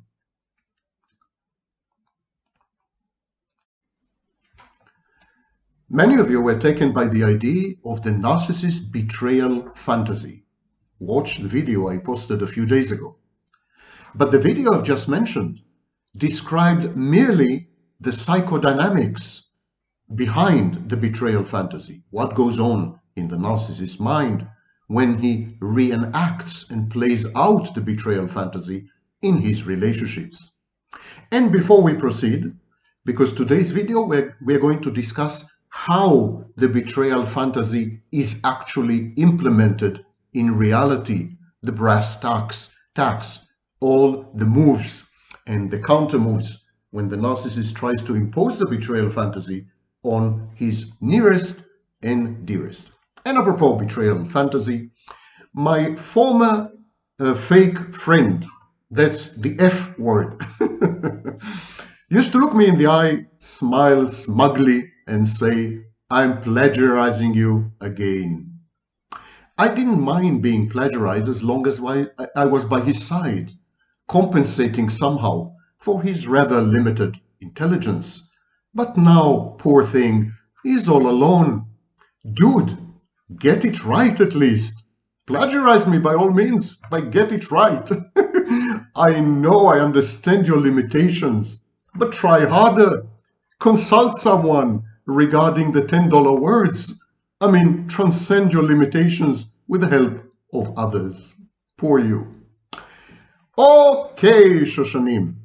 Today's video, as I said, is about the betrayal fantasy. My name is Sam Vaknin. I'm the author of Malignant Self-Love, Narcissism Revisited, and I'm also a professor of psychology in CIAP's Center for International Advanced and Professional Studies, outreach program of the CIAS Consortium of University. Some of you asked me what if I had another position or previous position as a professor. Yes, I was professor of psychology in Southern Federal University in Rostov-on-Don, Russian Federation.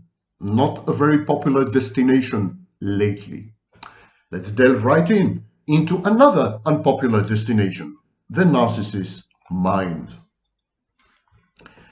The previous video was about the etiology of the betrayal fantasy, the roots, and the internal processes that accompany the betrayal fantasy as it unfolds. What about the mechanics of the betrayal fantasy? How does it operate?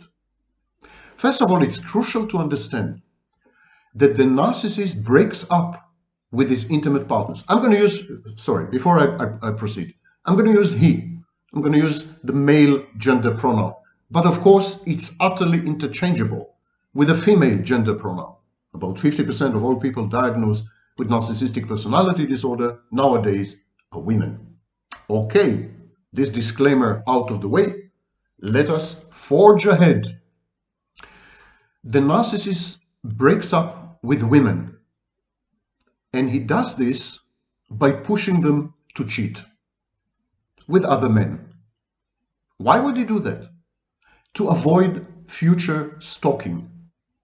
The narcissist is terrified of intimacy. He abhors demands on his time, resources, exclusivity, behavior. He doesn't want people in his life. The narcissist is a solipsist, is a loner, is a lone wolf. And the reason for that is that the narcissist cannot comprehend external objects.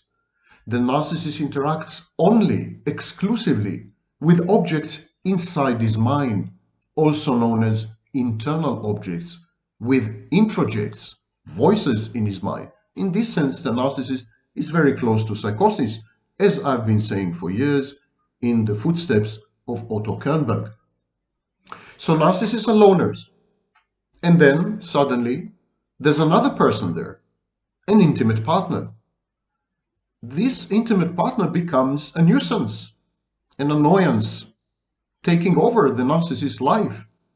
Gradually and incrementally, the narcissist resents this. He wants his intimate partner out and away, one way or another. In short, he wants to get rid of the woman in his life. So he pushes her to cheat with another man, because once she cheats with another man, she would feel guilty. She would have no claim on him. She could make no demands, and she would vanish. This would prevent future stalking. Some of the women the narcissist breaks up with, when cheating is not involved, do become stalkers, or just bitter, resentful, and hateful. The narcissist's lesson is, if I just break up with a woman normally, as other people do, I'm going to be haunted and hunted for the rest of my life. Now, don't misunderstand. The cheating causes the narcissist excruciating pain for a few weeks, but it is far preferable to stalking and to charges of unfulfilled promises. Now, before we proceed, I'm using the example of cheating, but this applies to any type of betrayal, any type of knife in the back, any type of backstabbing, any type of bad-mouthing, any type of breakdown of trust. I selected cheating because it is the most extreme form of betrayal. It's a total rejection of the cheated on. And because in the previous video, I've used the example of cheating. But as I say, it applies to all types of betrayal. And at the end of this video, I will briefly review other types of relationships, not intimate relationships, but other types, for example, workplace, collaborations, friendships, and so on and so forth. At this stage, let us stay with cheating as an example of the principle of betrayal, as a reification of betrayal. So the narcissist wants to get rid of an over-demanding, over-present intimate partner. He's afraid of being confronted with demands, pain, the partner's pain, fighting, stalking. He doesn't want any of this, so he pushes the partner to cheat so that she feels guilty, so that she vanishes on her own accord. This causes the narcissist pain. In a minute, I will explain which kind of pain. It's not the kind of pain that you imagine, because narcissists are not the kind of people that you imagine. They're not healthy, they're not neurotypical, they're not normal. So even their pain is highly idiosyncratic, highly unusual. We'll come to it in a minute. But let us dispel two misconceptions. The narcissist is not a masochist. He doesn't seek pain for pain's sake. He doesn't like pain. He hates to experience cheating. He's devastated, and he detests having to go through this cycle again and again. So when the narcissist pushes women, dates, girlfriends, intimate partners, to be with other men, when he often orchestrates the cheating, he orchestrates the betrayal, the extramarital affairs, the extradyadic affairs. He very often puts his intimate partner in touch with the cheating partner. When he does all this, it is not because he seeks pain. It's not because he's a masochist. I'll read at the end of this video, I'm going to read a few sections from a book by Theodore Millon about the similarities and dissimilarities between narcissism and masochism. In this particular case, it's not about masochism, because a narcissist truly experiences agony and he hates it. It's also not cuckoldry. The narcissist is not sexually aroused by the fact that his intimate partner is with another man. On the contrary, it depresses him and reduces his libido to zero. It has the opposite effect to sexual arousal. So narcissists are not masochists. They don't seek pain. They're not cuckolds. They're not aroused by extramarital or extradyadic affairs with all kinds of bulls. They just use cheating to get rid of the intimate partner. They merely wish to get rid of the intimate partner altogether, or at the very least to minimize her footprint in the narcissist's life. Unconsciously, though, there is another layer. The narcissist catastrophizes. He believes that the world is hostile, bad things are going to happen, people are not trustworthy, everyone is out to get him. There's a lot of paranoia involved in narcissism, persecutory delusions. Indeed, I'm trying to recast paranoia as a variant of narcissism, because the paranoid believes that he is at the center of some conspiracy, center of attention, however malign. So unconsciously with the narcissist, this strategy of I'm going to push my partner to cheat on me so that I can get rid of her, so that she feels guilty, so that she doesn't bother me again, this strategy is intended to control. To control what? To control who? To control the inevitable abandonment, rejection, cheating, betrayal, and humiliation. Because a narcissist believes that these things are inevitable, that his intimate partner is going to anyhow cheat on him, anyhow betray him, anyhow humiliate him. It's going to happen ineluctably.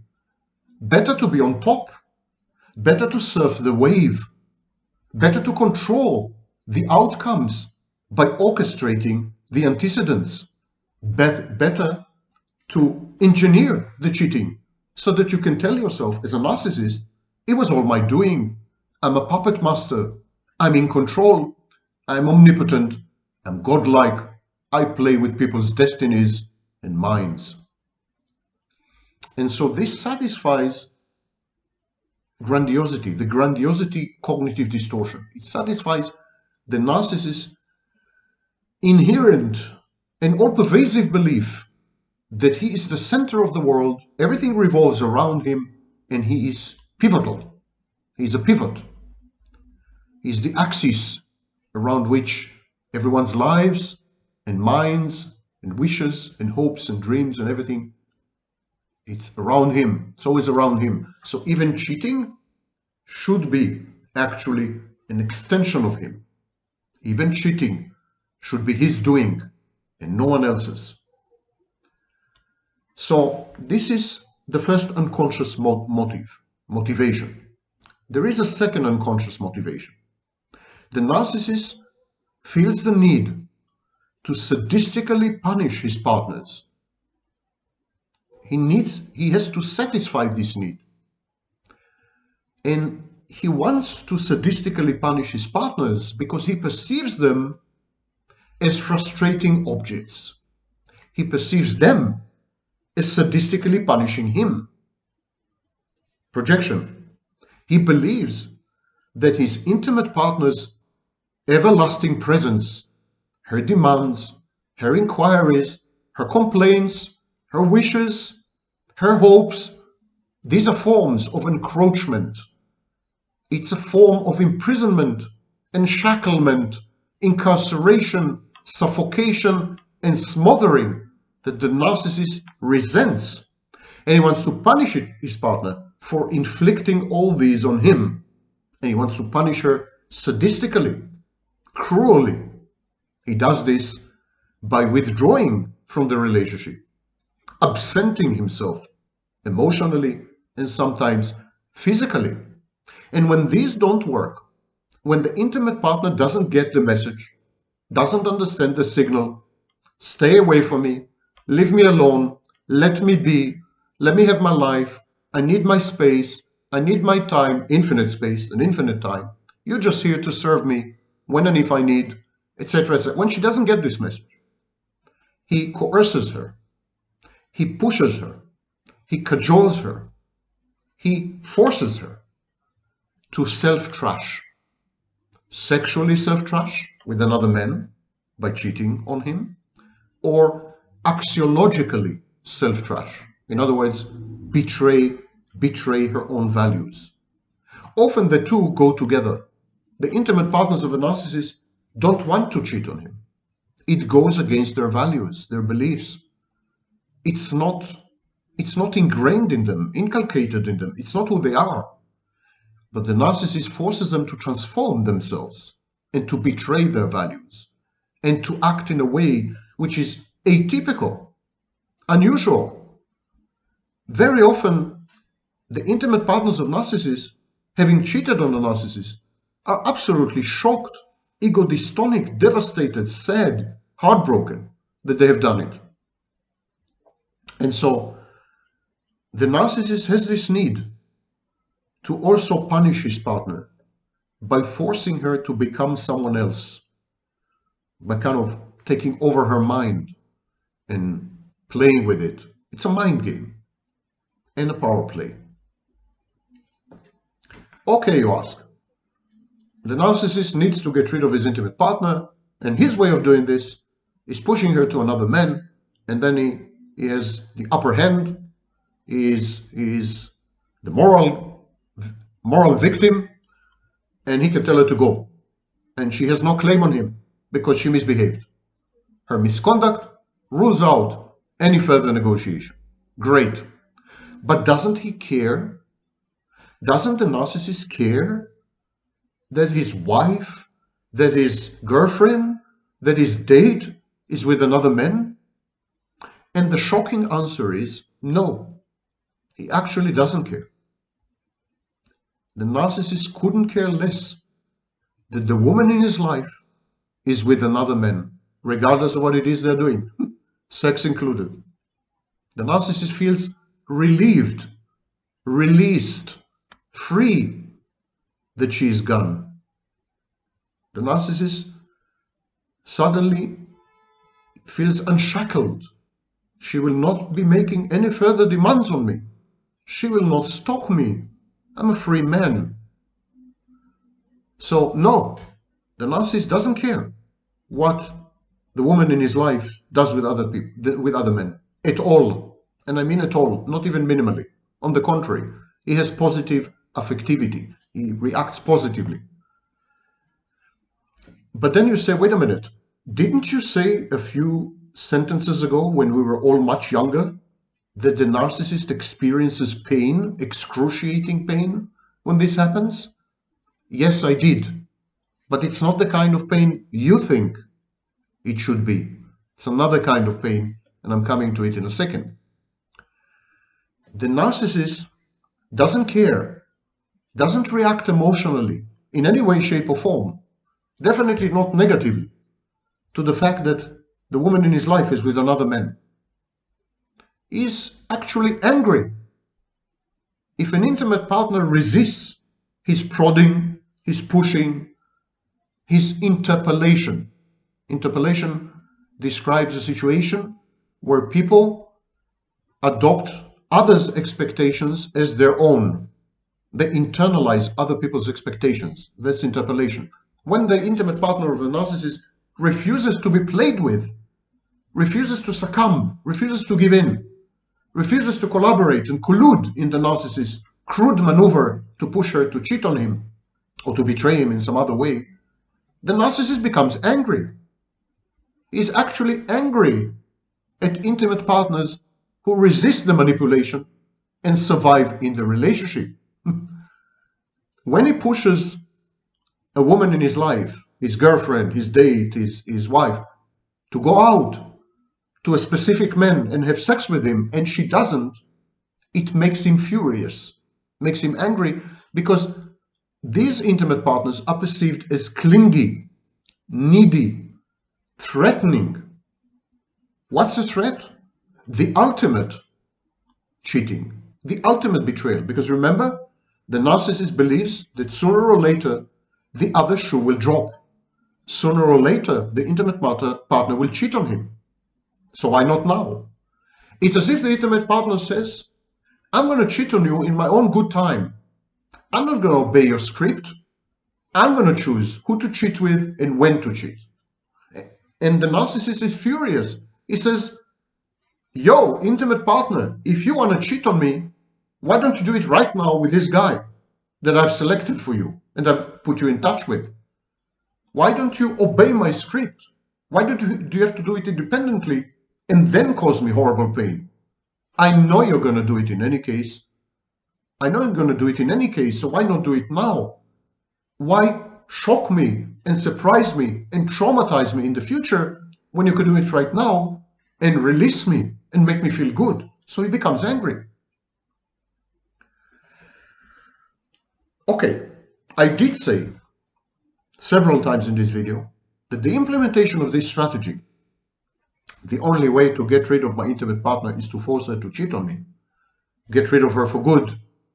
Get rid of her for real. Get rid of her with no trace. The only way to accomplish this is to push her to cheat. But I did say that this strategy causes excruciating pain. How come? What kind of pain? The pain that a narcissist experiences is not romantic jealousy. It is not possessiveness. He couldn't care less what his intimate partner is doing with other men. None whatsoever. The pain that a narcissist experiences is narcissistic injury. And if the betrayal or the cheating is public, then it's narcissistic mortification. That's the pain. Injury or mortification. The pain, in other words, that the narcissist experiences when his wife cheats on him, or his girlfriend cheats on him, or his date cheats on him. The pain the narcissist experiences has nothing to do with her, has nothing to do with the other guy. The pain that the narcissist experiences has to do with himself, of course. He has been narcissistically injured. He has been narcissistically mortified. Why? What causes this injury or this mortification? It is about, and solely about, only about, being disrespected and humiliated by other men. Other men, when they see the narcissist pushing his partner, when they see the narcissist pushing his women to cheat with other men, they think of him as a doormat, a cuckold, or a coward who is unable to restrain his womenfolk or unable to protect his women. In other words, the narcissist's strategy to get rid of his intimate partner generates derision and mockery among his peers. Observers of his behavior misinterpret the dynamic. They think he is a masochist. They think he is submissive. They think he is a cuckold. They think he is a coward. He is none of the above. He is actually cold-blooded and calculated, engineering the whole situation from A to Z to obtain a very selfish goal. He is being self-efficacious, the exact opposite of a doormat or a cuckold or a coward. But people can't wrap their heads. They can't grasp this strategy. It is so alien, so counterintuitive, so crazy-making that they can't believe it's true. They say, oh, nonsense. He's just, it's a cognitive dissonance. His girlfriend cheated on him, so he invented a story that he made it happen, that he pushed her to cheat, that he, people don't believe this. They say, oh, he's just trying to show that he was in control. He was actually deeply hurt, and he wanted her to not do it. So he was testing her. Maybe he was just testing her. It's none of the above. It's not a test. It doesn't involve romantic jealousy or possessiveness. It does not hurt the narcissist. There's no pain this kind of pain. It's none of the above. It's a maneuver. It's a tactic. It's a strategy of ridding oneself of undesired and undesirable intimate partners. End of story. It's absolutely cold-blooded. But again, the peers of the narcissist misinterpret his behavior, and this misinterpretation causes him narcissistic injury and narcissistic mortification. He feels humiliated by the misunderstanding of his motivation. At the same time, when he pushes his intimate partner to cheat, and she does ultimately, this is automatically perceived by the narcissist as rejection and humiliation, as a kind of criticism, as if he were inadequate, mentally ill, incapacitated, not good enough. In other words, unworthy. In other words, as if he is less than perfect. So this is the irony of the situation. The narcissist pushes his intimate partner to cheat on him in order to get rid of her. He pushes really hard. He pushes really hard. It's like hard work. Then it happens, of course, because if you push anything hard enough, it happens. Then it happens. And then once it happens, the good news is, the silver lining, he does succeed to get rid of the intimate partner. But the cloud is societal reaction, the action of everyone around him. The peers, his colleagues, his family, everyone thinks that he's a doormat, a cuckold, a coward, etc. Not protective enough, etc. So this hurts. This is narcissistic injury or mortification. Similarly, unconsciously, he perceives the act of cheating as a kind of rejection and humiliation, an indication that he is less than perfect. Never mind that he engineered everything, never mind that he controlled everything, never mind that he puppeteered everyone involved, or at least he tells himself this. Never mind all that. There's still this element of she went ahead with it. She actually went ahead with it. And that means that I wasn't good enough. That's the bad object speaking. And if you revert, if you go back to the previous video I posted about the betrayal fantasy, I talk a lot about the bad object. Because what happens is, when the narcissist is exposed to this point of view, you're a coward, you're a cuckold, you're a doormat, you're not protective, you're not a man, you're inadequate, you're not good enough, you're unworthy of love, you're not lovable. So when he's exposed to these messages from the environment, even though these messages are a misinterpretation of what had happened, these messages are wrong. People don't realize that the narcissist had acted in his own best self-interest. People don't understand because they can't grasp the narcissistic world. It's so not human. It's so alien.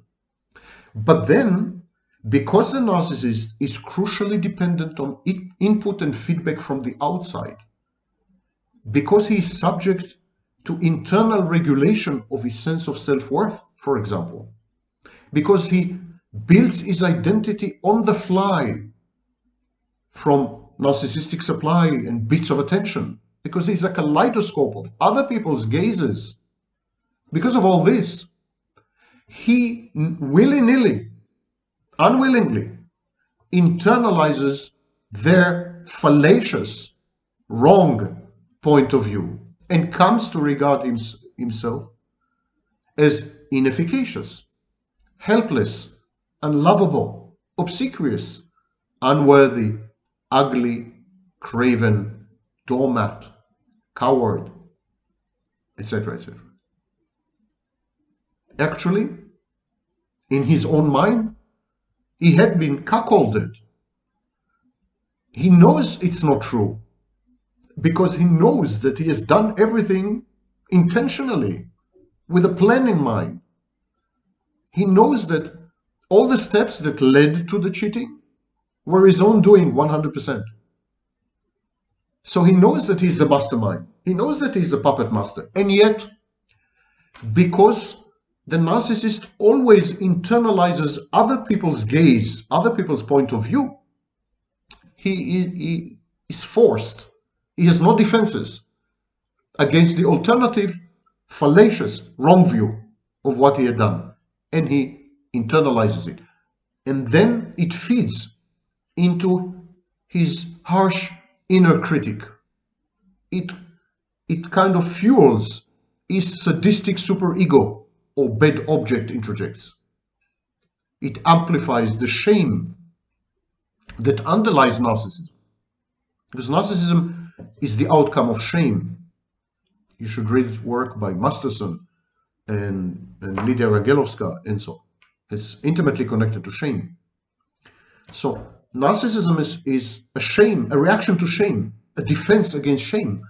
And the whole process of forcing his intimate partner to cheat and then being exposed to ridicule, mockery and derision and pity and contempt, this whole process, having internalized this input, feeds the narcissist's shame.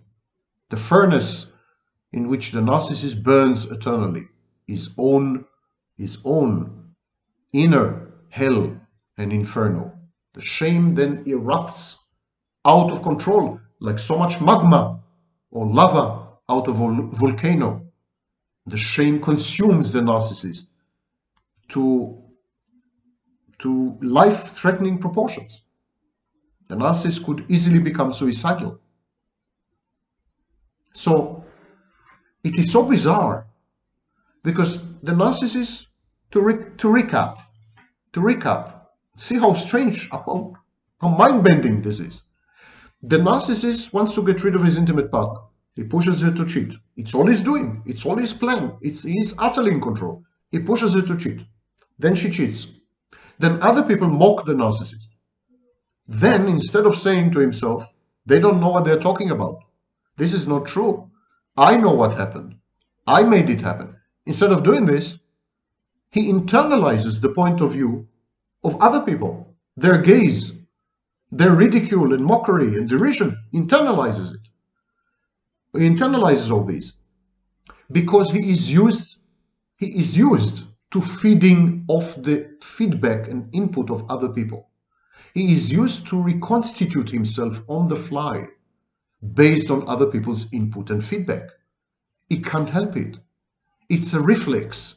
It's out of control. So he internalizes this point of view and then is flooded with shame and becomes suicidal. Okay, you say. Great. Thank you, Vaknin. Now we understand much more, that we understand much less. Why?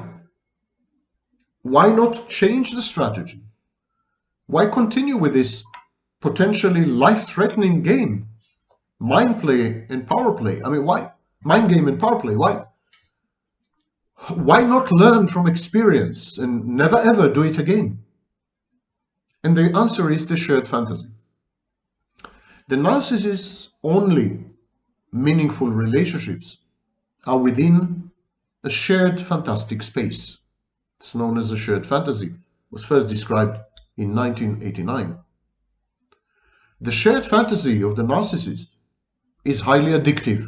I've described it in previous videos, including interviews with the aforementioned fake friend.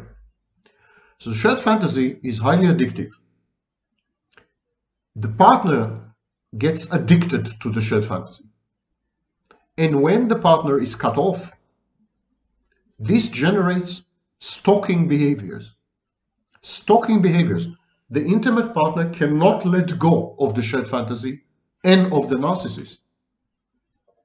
And if the intimate partner is pushed away violently and aggressively, being blocked or I don't know what, threatened, the erstwhile intimate partner becomes hateful. There's virulent hatred in spurned women anyhow. But refugees of the shared fantasy, intimate partners who have been cast out of the shared fantasy, out of paradise, out of the Garden of Eden. They resent, hate, detest the narcissist. They want him dead. So the shared fantasy is highly addictive. It generates stalking behaviors and virulent hatred and the wish to destroy the frustrating object, the narcissist. These women mobilize and attempt literally to ruin the narcissist, get him, punish him somehow. But once these women cheat at the narcissist's behest, if he succeeds to force them to cheat, they are disadvantaged. Whenever they even contemplate approaching the narcissist, he can point to the cheating. He can emotionally blackmail them. He can silence their vocal complaints. He can get rid of them for good. He can say, it's all your fault. You cheated. You shouldn't have. Why did you do that? Now it's all over. Now it's a point of no return. Now I owe you nothing. And the former intimate partner accepts it because cheating is wrong. Never mind the circumstances. Cheating is always wrong. End of story. Period. Another period. And another end of story. There's no justification for cheating. None whatsoever. So once you have cheated,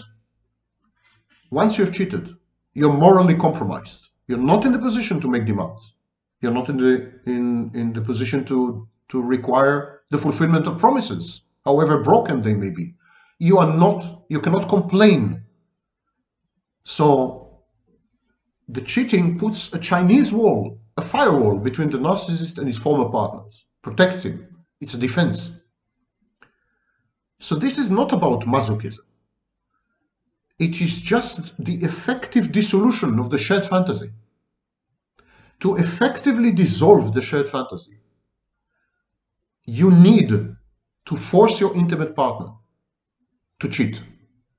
And this requires the endurance of a narcissistic injury or narcissistic mortification, because everyone perceives you as a cuckold. The effective dissolution of the shared fantasy requires narcissistic injury or mortification by posing as a cuckolded partner in full view of everyone. That's the cost of dissolving the shared fantasy permanently and irreversibly. It's like the narcissist is faced with two unpalatable choices. Break up with your intimate partner the way normal people do. You can do that, but because the partner has been enmeshed in a shared fantasy, she's not likely to take to it kindly. She's likely to become a stalker, a hater, and an underminer of the narcissist's life for years to come. So that's one option. Not very appetizing, we must admit. The other option: push her to cheat, force her to cheat, engineer the situations which will be irresistible to her. She will fall into temptation. And then, once she has succumbed, once she has cheated, you can dissolve the shared fantasy with impunity and safety, because she will have no claim on you or on the discarded fantasy and dream. She has wronged you as a narcissist. And so the narcissist can say to himself, she misbehaved, it's all her fault. And she says to herself, I misbehaved, it's all my fault. They're on the same page. Way to go. It's not about masochism. It's not. It's not about cuckoldry. It's not. It's simply the only way open to the narcissist to dissolve a shared fantasy. In the long run, this posture benefits the narcissist because he retains the high moral ground. He can pose as a victim. Even as he devalues and discards his partners callously and cruelly, he can still point to the cheating incident and say, Yeah, I may have been cruel. Yeah, I may have been ruthless. Yeah, I may have been callous. Yeah, I may have been abusive. But she had it coming. She deserved it. She cheated on me. And you know what? 90% of people will nod their heads in assent. They will agree. Cheaters deserve the worst. So the short-term cost of narcissistic injury and even life-threatening narcissistic mortification, the short-term cost is way outweighed by the long-term benefits of a victimhood narrative. Now, I promised you that I will apply it to other areas of life of the narcissist. I chose an example of cheating. The example of cheating is a form of betrayal. But everything I've just said applies to other forms of betrayal.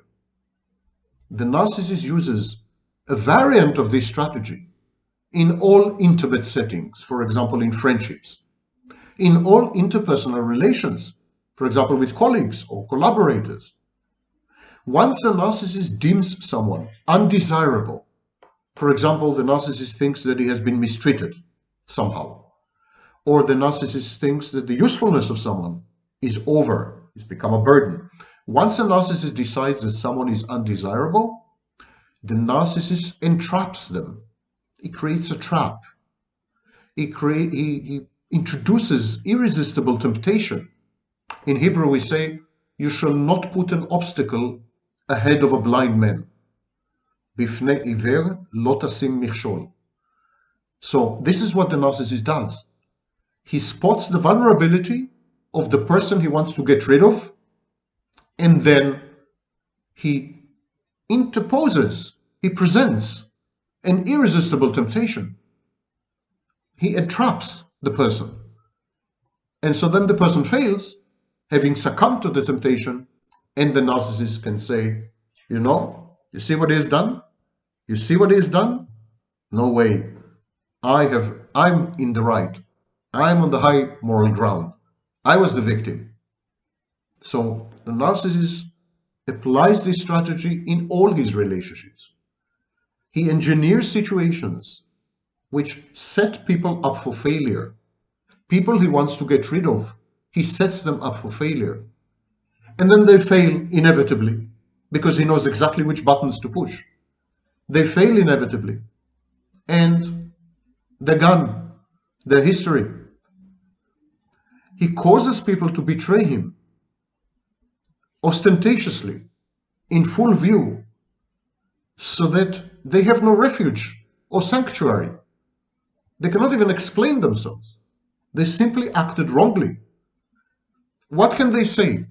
I didn't have free will. I was hypnotized. I was in a trance. The narcissist is a puppet master and I'm his puppet. The misbehavior is spectacular. It's conspicuous. It's ostentatious. There's nothing that can be said in the defense of such misconduct. And so the narcissist engineers situations to get rid of people by pushing them to behave in immoral ways against the rules of society, against the mores of society. He pushes them to become antisocial. He pushes them to ignore codes like you should not poach the mate of your friend. He pushes them to steal. He pushes them to do things which are ego-dystonic, cause them a lot of distress afterwards, a lot of shame and a lot of guilt, cause them to doubt themselves. And then he can point at their behavior. That's the reason. That's the reason I broke up with her. She cheated on me. That's the reason I broke up with him. He poached my girlfriend. Yeah, but who made it happen? And for which purpose? The narcissist accomplishes all this by playing on the weaknesses and vulnerabilities of people he wants to get rid of. And then he gets mortified or narcissistically injured. He becomes morally indignant and righteous because he feels that he had been compelled to get rid of them. There's always a good reason. why to get rid of her. But he feels that he had been compelled. It wasn't his choice. And the narcissistic injury and the pain of the mortification and the life-threatening suicidality, they're all an inevitable cost of doing business. It's the only way the narcissist can get rid of people in his life, because he enmeshes everyone in a shared fantasy, even in business, even in friendships, even in marriages, even with girlfriends, even on dates. The narcissist creates impromptu shared fantasy light. And so the only way to exit the shared fantasy is if the other guy or the other girl misbehave. If they do something so horrible that they have no claim on the narcissist anymore, they can't ask to return to the shared fantasy. The gates of Eden have closed, and there is an angel with a turning sword of fire, the fire of entrapment, the fire of entraining, the fire of brainwashing. People often describe this experience as having lost their minds, as having been zombified, as having been in a state of trance, as having dissociated massively. The narcissist enters their minds and makes them do things which defy their own beliefs about themselves. Thank you for listening. I hope I haven't entrained you too much.